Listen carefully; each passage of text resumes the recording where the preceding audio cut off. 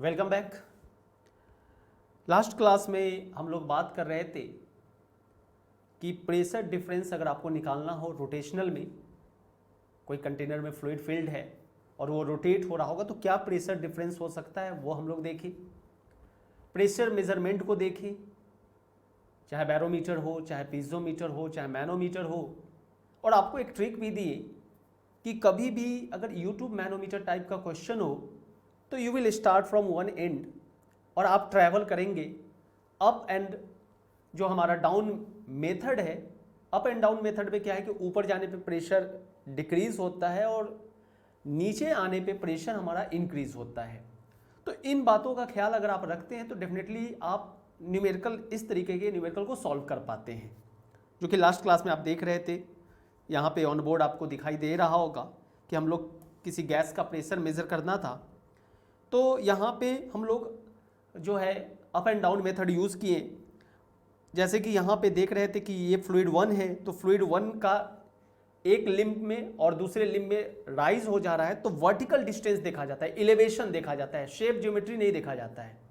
दो फ्लूइड के बीच का, अगर वही सेम फ्लूइड है तो वो फ्लूइड के बीच का जो हाइट है वो मायने रखता है। अब वो हाइट ऊपर की तरफ है कि नीचे की तरफ है। अगर ऊपर की तरफ है तो प्रेशर डिक्रीज करता है और नीचे की तरफ आपका प्रेशर इंक्रीज करता है। जैसे फ्लूइड 1 में यहाँ पे हम लोग स्टार्ट कर रहे थे और ये एंड हो रहा है फ्लूइड 1 यहाँ पे, तो स्टार्टिंग और एंड के बीच का जो वर्टिकल हाइट है, स्टार्टिंग और एंड, वो ऊपर की तरफ है। तो इसलिए PA प्रेशर माइनस ρ1 GH1 लिखे थे। लेकिन फ्लूइड 2 में अब देखने को मिल रहा है कि इसका स्टार्टिंग फ्लूइड 2 का यहाँ से हो रहा है और एंड यहाँ पे हो रहा है, तो एंड, स्टार्टिंग और एंड में देखने को मिल रहा है कि एंड अब नीचे की हो रहा है, डाउन, तो प्लस साइन हो जाता है, इसलिए प्लस ρ2 GH2। और वैसे ही फ्लूइड 3 में भी आपको देखने को मिल रहा था कि डाउन हो रहा है, तो प्लस साइन यूज किए। क्वेश्चन बात करते हैं, जैसे कि यहाँ पे एक क्वेश्चन है कि consider a U-tube whose arms are open to the atmosphere। यानी यहाँ पे दोनों ये आर्म्स है, यहाँ पे मान लीजिए कि एटमॉस्फेरिक प्रेशर लग रहा होगा P0। Now water is poured into the U-tube from the one arm and light oil, जिसका डेंसिटी दिया हुआ है 790 kg per meter cube, from the other, and one arm contains 70 centimeter high water while the other arm contains both fluids with oil to water height ratio जो है वो 6 दिया है। यहाँ पे आप ये लाइन को देखेंगे, ऑयल टू वाटर, यानी मान लीजिए ऑयल का हाइट रेशियो HO है और यहाँ पे हम लोग मान लीजिए HW है, तो ये HO by HW जो है डेट इज गिवन एज 6। और मान लीजिए कि ये यहाँ पे ये H1 है, हम इसको H1 से डिनोट कर रहे हैं, ये 70 सेंटीमीटर है। So H1 is 70 centimetre in metre. आपको पता है कि 100 सेंटीमीटर 1 मीटर इक्वल होता है। सो 1 सेंटीमीटर हमारा 1/100 मीटर हो जाएगा। सो 100 सेंटीमीटर जो है, यहाँ पे अब 70 सेंटीमीटर दिया हुआ है, तो 70 सेंटीमीटर को मीटर में चेंज करना हो तो 70/100 मीटर, तो 70/100 सो 0.7 मीटर। और while the other arm contains both fluids with oil to water height ratio of 6, determine the height of each fluid in that arm। यानी H0 क्या है और HW क्या है, ये हम लोगों को बताना है। डेंसिटी, ऑयल का डेंसिटी यहाँ पे दिया हुआ है 790 kg पर मीटर क्यूब एंड वाटर का डेंसिटी हम लोग 1000 kg पर मीटर क्यूब अज्यूम करते हैं। अब आपको यहाँ पे up and down method use कर सकते हैं, किधर से भी आप चल सकते हैं। जैसे मान लीजिए कि हमको चलना हो यहाँ से, तो आप बोल सकते थे कि इस लिम्ब में, इस आर्म में यहाँ पे P0 लग रहा है, उसके बाद ये वाटर है, वाटर का स्टार्टिंग यहाँ से हो रहा है और एंड यहाँ पे हो रहा है। अब आपसे कोई पूछे कि भैया ये डिस्टेंस क्या होना चाहिए, वर्टिकल डिस्टेंस स्टार्टिंग और एंड का, तो बोल सकते थे कि सर यहाँ पे स्टार्टिंग इसके हाइट से मत कंपेयर कीजिएगा, ये ऑयल का कि सर ऑयल और दोनों सेम दिख रहा है, क्वेश्चन के अकॉर्डिंग आपको चलना है। यहाँ पे मान लीजिए कि ये ऑलरेडी वाटर का हाइट HW हम लोग मान के चल रहे थे इस आर्म में, सेकेंड वाले आर्म में, और इस आर्म में H1। तो यहाँ पे वर्टिकल हाइट अगर आपसे कोई पूछे तो आप बोल सकते थे कि सर यहाँ पे इस एंड से स्टार्ट हो रहा है और यहाँ पे जो है वो एंड हो रहा है, तो नीचे की तरफ एंड है, तो वर्टिकल डिस्टेंस और एंड नीचे है तो प्लस साइंस, और यहाँ पे प्लस साइन के बाद आप RW लिखेंगे, G लिखेंगे। अब यहाँ पे ये जो डिस्टेंस है वो लिखा जाएगा H1 माइनस HW, H1 में से HW माइनस कर देंगे, वही हमारा वर्टिकल डिस्टेंस है। उसके बाद हमारे पास ऑयल है। अब यहाँ पे देखा जाए कि ऑयल यहाँ से स्टार्ट हो रहा है और यहाँ एंड हो रहा है ऊपर की तरफ, सो ये आप लिख सकते थे माइनस रो नॉट G, और ये हाइट ऑयल का हाइट को हम लोग HW माने हैं, HW माने हैं, और ये इक्वल हो जाएगा क्योंकि अब इसके ऊपर कुछ है नहीं, तो यहाँ पे भी माना जाएगा कि P0 एक्ट कर रहा है, तो ये एक्ट जो कर रहा होगा वही माना जाएगा P0, आप लिख देते हैं। अब यहाँ पे ऑलरेडी आपको पता है कि H0 is equal to 6HW लिखा जा सकता था। सो ये हमारा P0 कैंसिल हो गया, rho W G H1 minus HW minus rho naught G 6 time HW is equal to 0, ऐसा हम लोग लिख सकते थे, या इसी को आप ऐसा भी लिख सकते थे, रो W G H1 जिसको मीटर में हम लोग चेंज किए हैं वो है 0.7 और is equal to rho naught G 6 times, extremely sorry यहाँ पे माइनस HW छूट गया है, minus HW is equal to rho O G times और टाइम्स 6, ये HW है, सो G और G भी कैंसिल हो गया। सो यहाँ पे बोल सकते थे कि सर ये बन जाएगा अपना रो W into 0.7 minus rho W HW, और यहाँ पे भी 6 रो O HW। सो रो W का वैल्यू 1000, 0.7 1000, HW नहीं पता है, 6790 HW। सो यहाँ पे ये हो जाएगा 700 और ये HW 1000 प्लस 6 इंटू 790, ये लिख सकते थे। सो यहाँ से आप बोल सकते थे कि सर ये वैल्यू हमारा हो जाएगा 700 HW इंटू 79,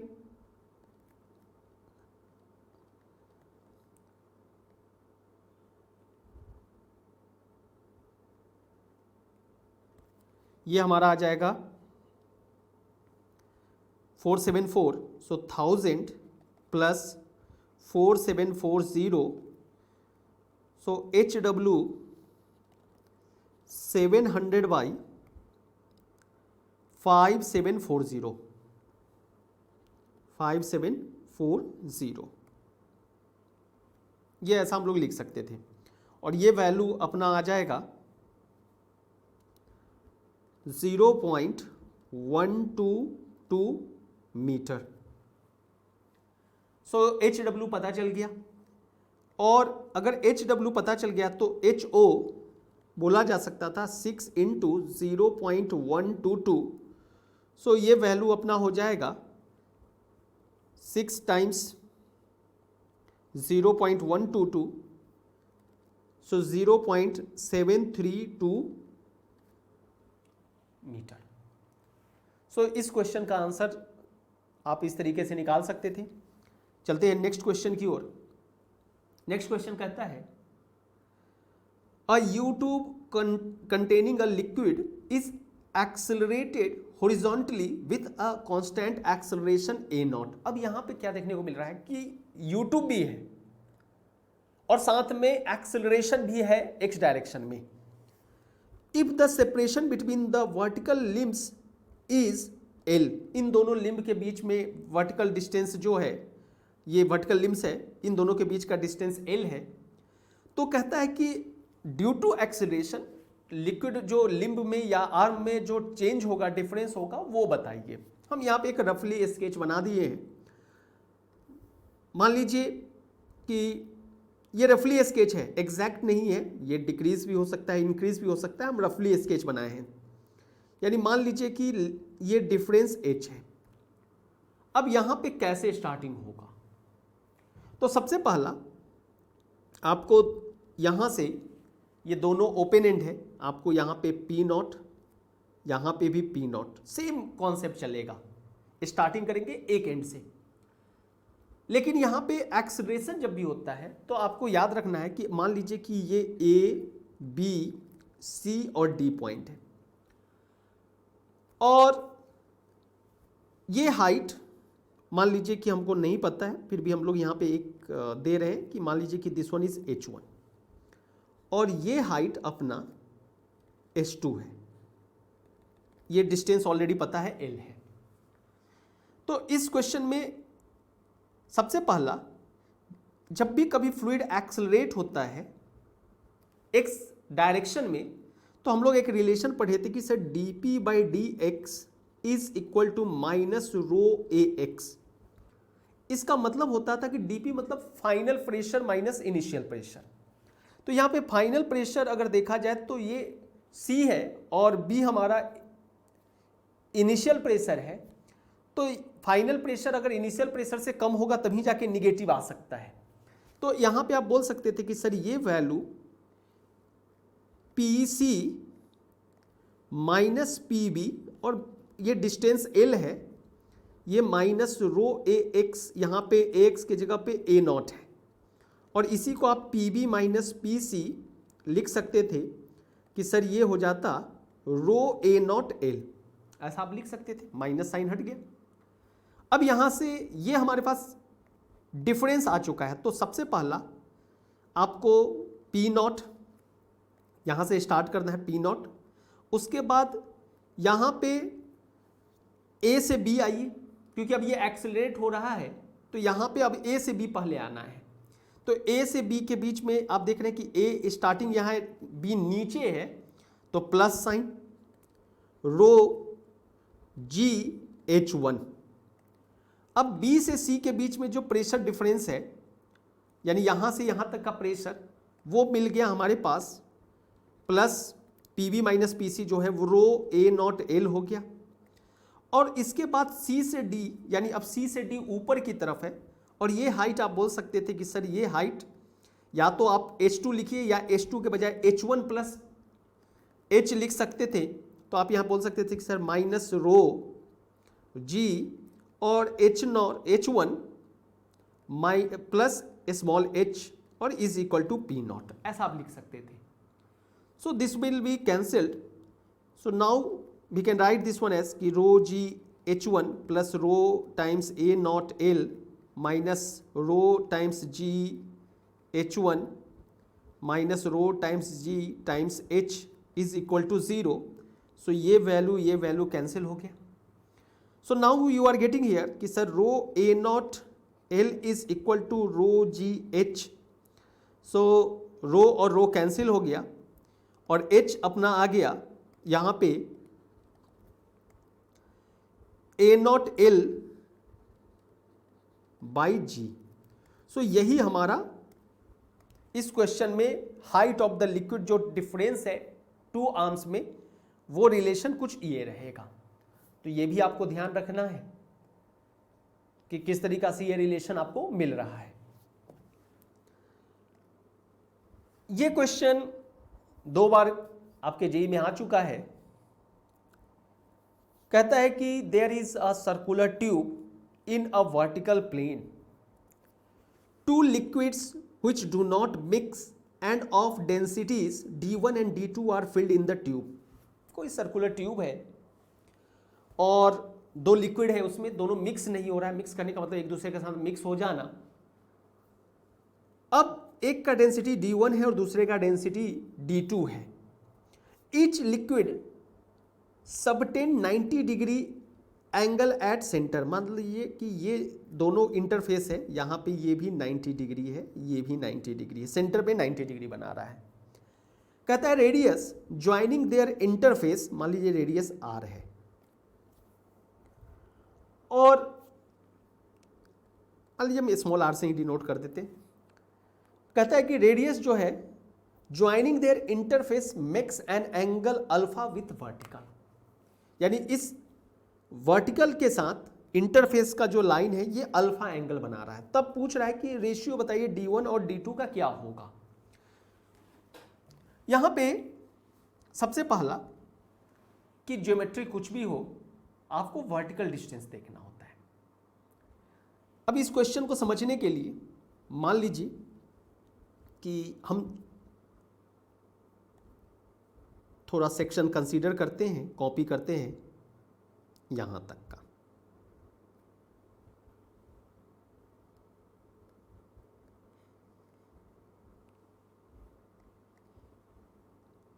और इसको दूसरे पेज में पेस्ट करते हैं। ये पार्ट है। मान लीजिए कि यहां पे गैस का प्रेशर PA है, मान लीजिए ओपन एंड है। अब यहां पे आप बोल सकते थे कि सर ये A है और ये मान लीजिए B है। अब इंटरेस्टिंग यहां क्या है कि आपको इन दोनों के बीच का वर्टिकल हाइट देखना होता है।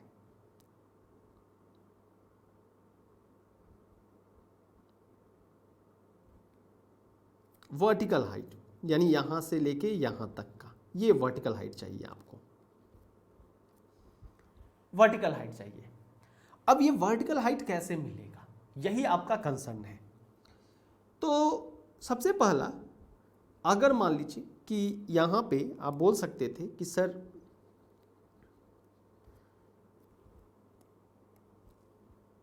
ये इंटरफेस पे ये एंगल थीटा बना रहा था, सॉरी अल्फा बना रहा था, यहाँ पे अल्फा, और ये पूरा एक फ्लूइड का जहाँ पे इंटरफेस है 90 degree, each liquid subtend 90 degree. सो ये एंगल अगर आपसे कोई पूछे कि भैया हमारा यहाँ पे ये एंगल इतना दूर का एंगल, ये एंगल कितना होगा, तो 90 डिग्री माइनस थीटा बोला जा सकता था, सॉरी 90 डिग्री माइनस अल्फा, 90 में से अल्फा को माइनस कर दिए। अब यहां से आप बोल सकते थे कि सर इस वर्टिकल डिस्टेंस को अगर हमको निकालना हो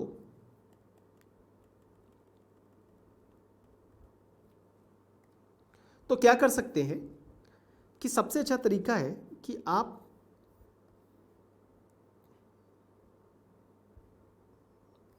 मान लीजिए कि यहां पे ये कुछ हम ऐसा ट्रायंगल बना लिए। अब इसका नाम दे दिए B डैश या A डैश, A डैश। अब आप बोल सकते थे कि सर ये जो वर्टिकल डिस्टेंस है ये सेम हो जाएगा A dash B dash, A dash B। अगर हम ट्रायंगल बनाते हैं, अब ऑलरेडी आपको पता है कि ये पूरा रेडियस R है, यहां से यहां तक का रेडियस R है। अगर हमको ये लेंथ OA डैश पता चल जाए और एंगल तो पता है, this angle is 90 degree minus alpha, तो बोल सकते थे कि सर ये ट्रायंगल, मान लीजिए this one is our triangle A dash O, और यहां पे OA R है, ये एंगल हम लोगों को पता है 90 डिग्री माइनस अल्फा। तो OA डैश कोई निकालने के लिए पूछे तो आप बोल सकते थे कि sir cos 90 degree minus alpha is equal to cos theta का जो इक्वेशन होता है आपको पता है कि रिलेशन जो होता है वो होता है base by hypotenuse, we can write it as OA dash by OA। So ये बन जाएगा अपना साइन अल्फा और ये OA dash by OA, OA just like radius हो गया। सो ओ ए डैश हो जाएगा R sine alpha, R sine alpha. तो अब आपसे कोई पूछे कि ए डैश बी क्या होना चाहिए, वर्टिकल हाइट ए डैश बी, तो आप बोल सकते थे आर माइनस या ओ बी माइनस, आप ऐसे भी लिख सकते थे कि सर ये लिखा जा सकता था O B minus O A dash, और ओ बी मतलब आर और ओ ए डैश का रिलेशन हमारे पास आ गया आर साइन अल्फा। तो ये एक वर्टिकल डिस्टेंस मिल गया।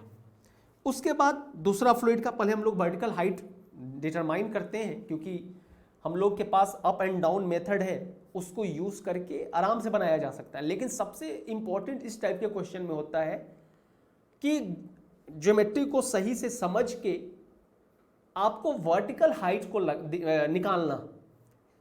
अब यहां पे मान लीजिए कि ये हमारा, हम इसको मान के चल रहे थे ए बी, अब इसको सी मान लेते हैं। अब ये बी से सी वाले पार्ट को कॉपी करते हैं।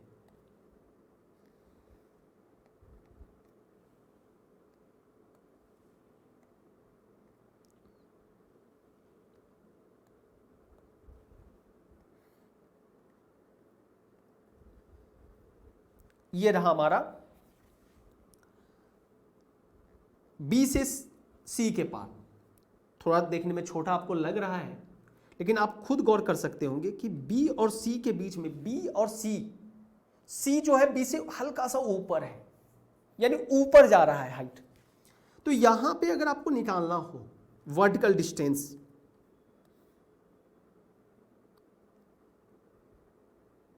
तो कुछ ऐसे निकाल सकते थे कि सर यहां पे अगर वर्टिकल डिस्टेंस निकालना हो तो मान लीजिए कि आप इसको बी डैश मान लेते और ये ओ मान लेते, और यहां पे ऑलरेडी आपको पता है एंगल, तो पता है कि this one is alpha angle.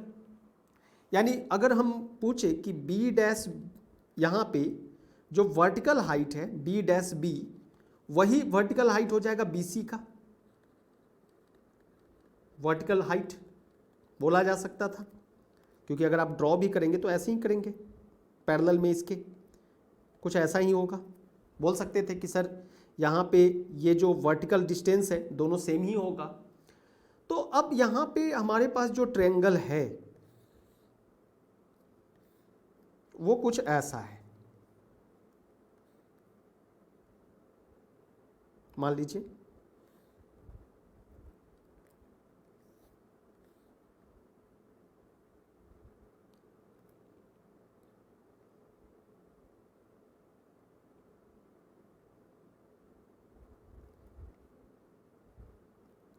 ये हमारा ट्रायंगल बन रहा है, ये ओ हो गया, ये सी हो गया और ये बी डैश हो गया, और दिस एंगल इज अल्फा। अब यहाँ पे हम आपसे पूछें कि बेटा अगर हमको ओ बी डैश निकालना हो तो क्या कर सकते थे, तो आप बोल सकते थे कि सर यहाँ पे कॉस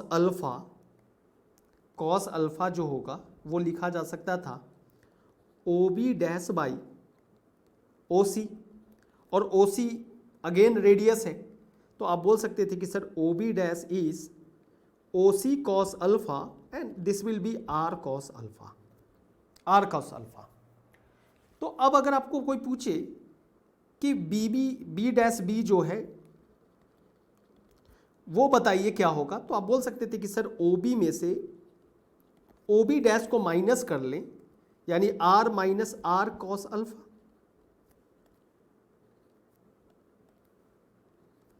तो ये वर्टिकल डिस्टेंस अब हमारे लिए आ गया बी से सी के बीच का, बी से सी के बीच का। अब मान लीजिए कि इसी फिगर में हम ड्रॉ क्या करते हैं, यहां पे ड्रॉ करते हैं कि ऑलरेडी पता है कि ये अल्फा है और ये ऑलरेडी वर्टिकल है, तो इस वर्टिकल के रिस्पेक्ट में हम ये एक हॉरिजेंटल बना दिए, यानी 90 डिग्री बना रहे हैं। तो यहाँ पे अब हमारा जो ये एंगल होगा this one is 90 degree minus alpha, और इसको हम लोग नाम दे देते हैं डी, सी से डी। सो अब इस पार्ट को कॉपी करके हम लोग सॉल्व करते हैं। हम लोग ए से बी के बीच का वर्टिकल डिस्टेंस निकाल चुके हैं, बी से सी का बीच का वर्टिकल डिस्टेंस निकाल चुके हैं, अब सी से डी के बीच का वर्टिकल डिस्टेंस निकालते हैं। तो कॉपी करते हैं,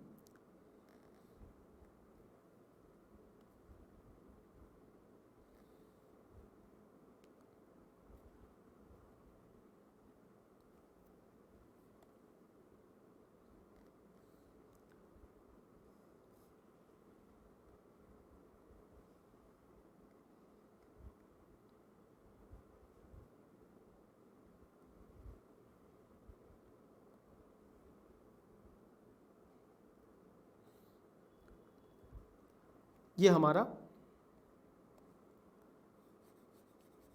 रिमेनिंग पार्ट को मिटा देते हैं ताकि आपको कंफ्यूजन ना रहे।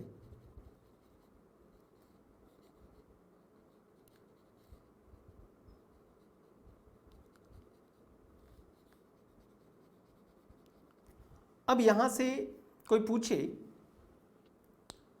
कि सी से डी के बीच का वर्टिकल हाइट बताइए, तो ऑलरेडी यहां पे आप बोल सकते थे कि सर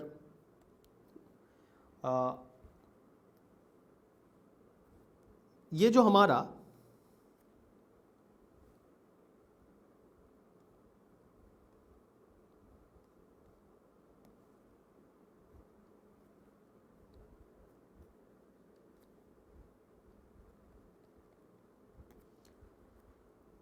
सी से डी निकालना है, सी से डी के बीच का वर्टिकल हाइट। तो सबसे पहला कि आप यहाँ पे अगर वर्टिकल हाइट आपको निकालने की ज़रूरत है तो ये कर सकते थे कि सर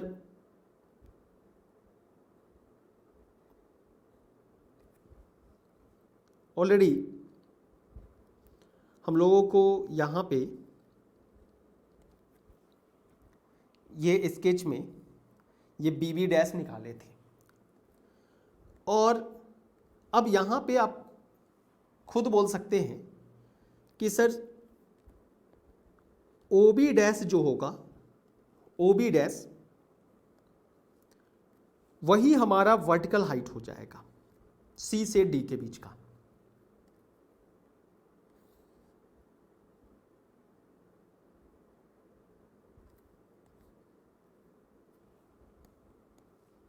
ये हाइट वर्टिकल हाइट, तो ये हाइट अगर देखा जाए तो सिंपली बोल सकते थे कि सर ये OB डैश के इक्वल है, तो OB डैश ही हमारा CD का वर्टिकल हाइट को रिप्रेजेंट कर रहा है। और OB डैश का वैल्यू ऑलरेडी हम लोग निकाल चुके हैं कि OB डैश जो है वो आया था R cos अल्फा, तो R cos अल्फा डायरेक्टली लिख दिए। अब बचा D से लेके मान लीजिए E तक का डिस्टेंस। अब इस पार्ट को भी कॉपी करते हैं,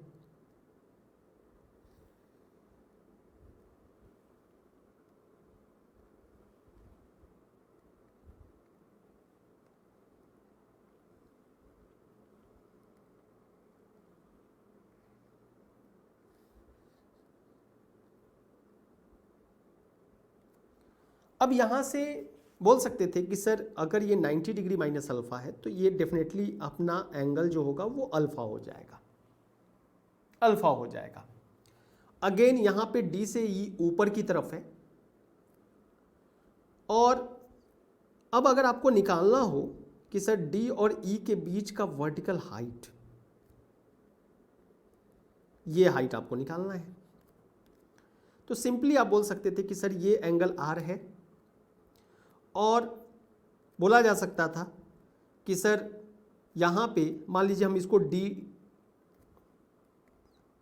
D डैश मान लेते, तो आप बोल सकते थे कि sir triangle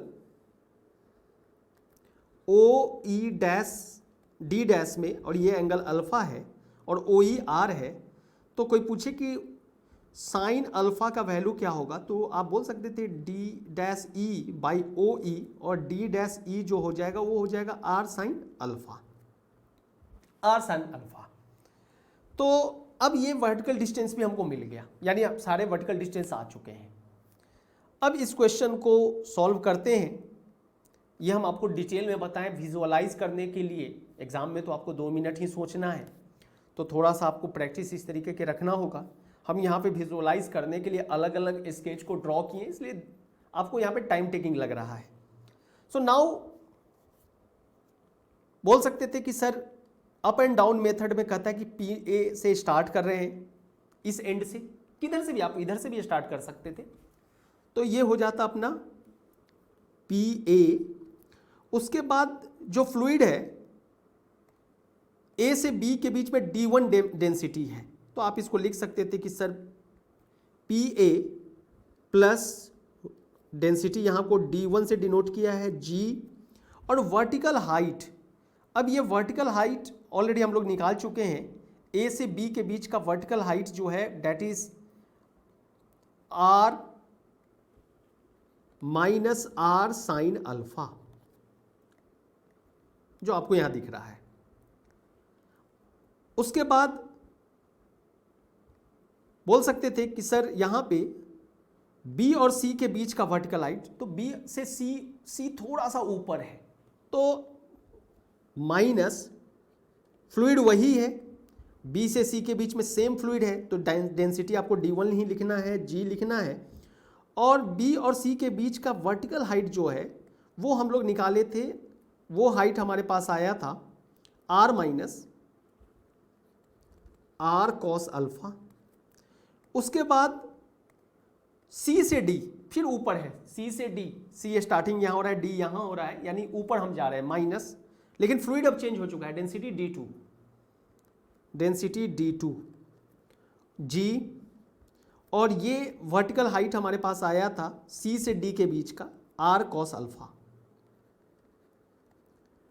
again minus D से E के बीच में भी ऊपर आप जा रहे हैं, D से E ऊपर जा रहे हैं, तो माइनस फ्लूइड वही है D2 G, और वर्टिकल डिस्टेंस जो है वो है R sine alpha is equal to P A. Again आप बोल सकते थे कि सर यहाँ ये पूरा जगह पे एक ही फ्लूइड है, तो पी ए मान लेते, खाली कोई भी गैस होता या एयर होता कुछ भी, तो ये हमारा कैंसिल हो गया।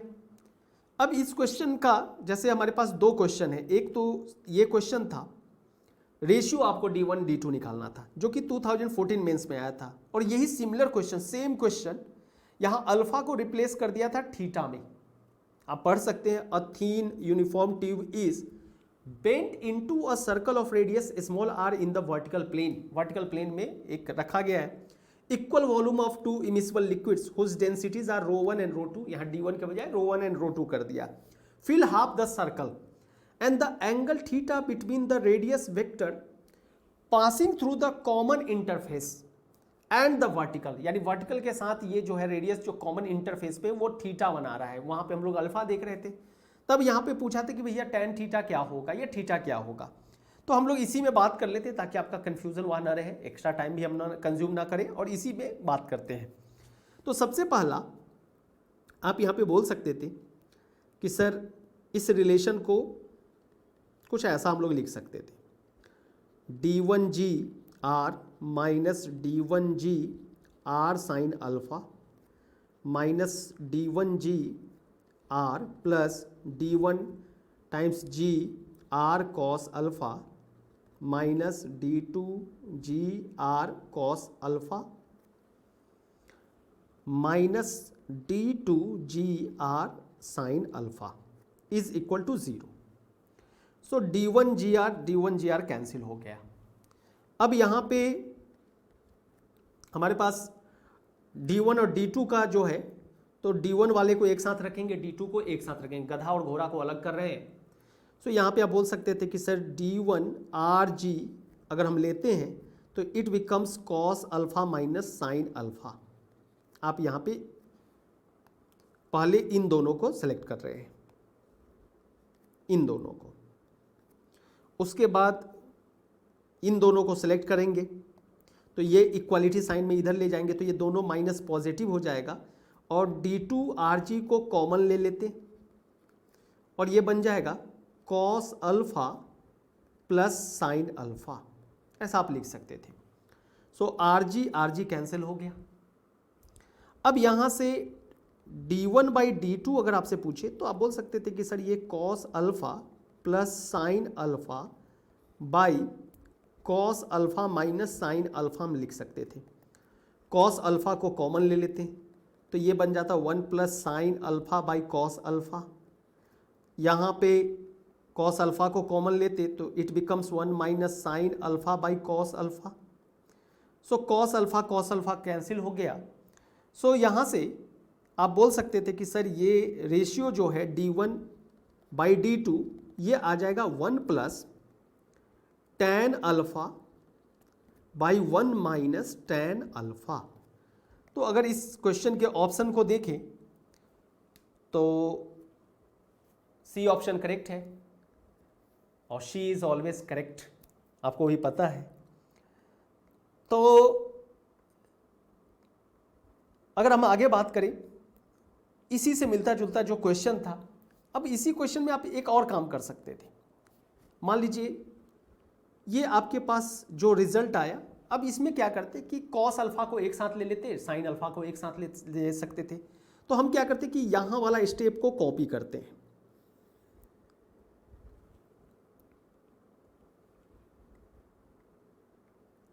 मान लीजिए हम कॉपी करके यहां पे पेस्ट कर दिए। अब यहां पे आप क्या कर सकते हैं कि यहां पे घोड़ा और गधा साइन और कॉस है, क्योंकि हमको एंगल पता करना है कि भैया वो एंगल क्या होगा।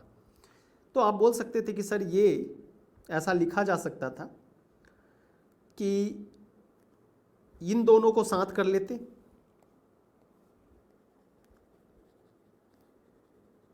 ऊपर वाले को मिटाते हैं यहाँ पे और फिर से नया बताते हैं कि अब यहाँ पे हम लोग क्या करते कि ये कॉस अल्फा वाला टर्म एक साथ लिखते, तो ये बन जाता डी कॉस अल्फा कॉमन हो जाता और आर जी भी कॉमन हो जाता। आप लिख सकते थे d1 minus d2 is equal to, अब ये इक्वलिटी साइन पे यहाँ पे आप इन दोनों को जीरो के मतलब इक्वल के साइन के उधर ले जाते तो पॉजिटिव साइन हो जाता। तो ये बन जाता अपना साइन अल्फा आर जी और d1 प्लस d2। सो आर जी कैंसिल। सो tan अल्फा जो मिलता वो मिल जाता अपने को d1 minus d2 by d1 plus d2। So alpha जो होता वो हो जाता tan inverse d1 minus d2 by d1 plus d2। अब इस क्वेश्चन में यहाँ पे आपको मान लीजिए कि डेंसिटी d1 को रिप्लेस कर देते ρ1 से और d2 को रिप्लेस कर देते ρ2 को और अल्फा को रिप्लेस करते थीटा से, तो यही क्वेश्चन हो जाता tan theta is equal to d1 minus d2 by d1 plus d2। So theta becomes tan inverse ρ1 minus ρ2 by ρ1 plus ρ2। अब इसमें ऑप्शन अगर मैच कराएंगे तो कोई ऑप्शन मैच नहीं कर रहा है, तो इस क्वेश्चन के लिए डी करेक्ट ऑप्शन है, यानी नन ऑफ अबव।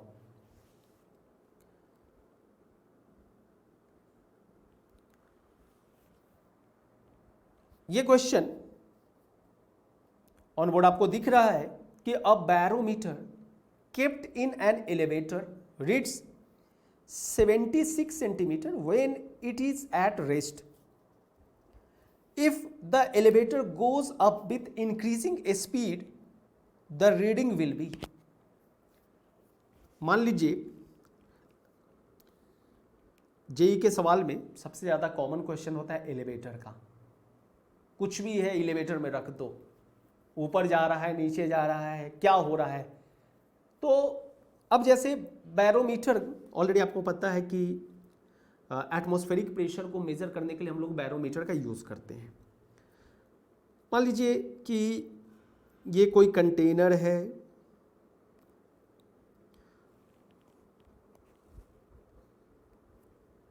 और ये अपना बैरोमीटर है।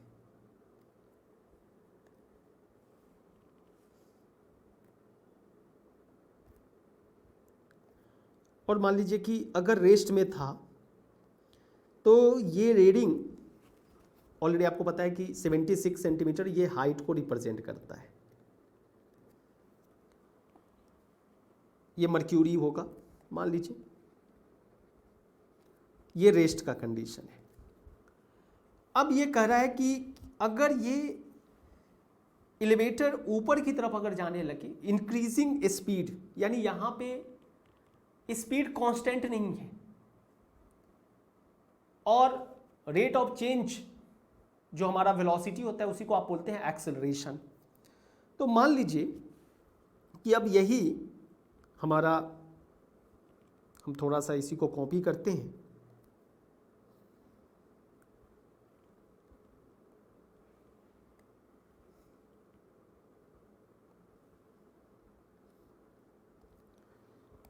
मान लीजिए कि ये एक्सेलरेशन y से ऊपर जा रहा है, तो आपको पता है कि अगर फ्लूइड जो है, अगर एक्सेलरेशन ऊपर जा रहा है तो प्रेशर जो होगा वो dp by dy is equal to minus rho g plus a y होता है। यानी अगर मान लीजिए कि यहाँ पे प्रेशर हमारा जो एलिवेटर में लग रहा था रेस्ट में वो था पी नॉट, अब यहाँ पे भी हम पी नॉट ही मान रहे हैं, पी नॉट है, और आपको पता है कि ये प्रेशर P1 है और ये अप्रोक्सीमेटली 0 होता है, टॉरिसेली वैक्यूम बोलते हैं इसको। अब ये H डैश हो गया, मान लीजिए H डैश है। अब ये H डैश 76 से ज़्यादा था कि कम था वो हमको देखना है। तो यहाँ पे आप बोल सकते थे कि सर इस सिचुएशन में फाइनल प्रेशर है P नॉट और इनिशियल प्रेशर जो है माइनस पी नॉट, ये हो जाएगा अपना H डैश और minus rho g plus a Y. सो यहाँ पे ये पी नॉट P1 जो है वो 0 है और ये अब ये मान लीजिए प्रेशर कुछ इसको P डैश ओ मान लेते हैं क्योंकि इसमें हम लोग पी ओ मान रहे थे। तो यहाँ पे अगर कोई पूछता तो ये बोला जा सकता था कि sir P not minus P1 by H जो होगा वो अपना रो जी एच हो सकता था। हम यहाँ डायरेक्टली लिख दिए और ये वैल्यू 0 है तो ये H यहाँ से पहले हटाने दीजिए, रो जी। तो ये वैल्यू आपके पास था P nought is equal to rho g H.